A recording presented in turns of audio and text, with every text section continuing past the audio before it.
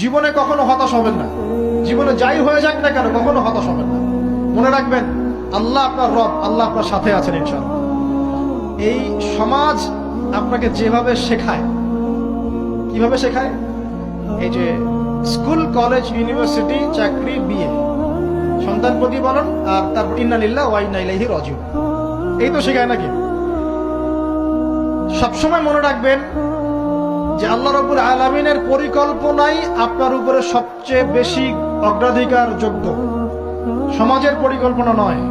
পরিবার আপনাকে চাপ দিচ্ছে, চাকরি পাস না, পড়াশোনা করিস না, হ্যাঁ পড়াশোনায় কেন তুই 80 নাম্বার পাইলি না, কেন চান্স পেলি না, কবে চাকরি পাবি, কবে আমাদেরকে দেখবি, খাওয়াবি, পড়াবি, এই যে চাপগুলো চারপাশ থেকে আসে কিনা, এতে করে অনেক যুবক দেখা যায় মাদকাসক্ত হয়, অনেকে দেখা যায় আত্মহত্যা করছে, ইদানিং করছে কিনা ভাই?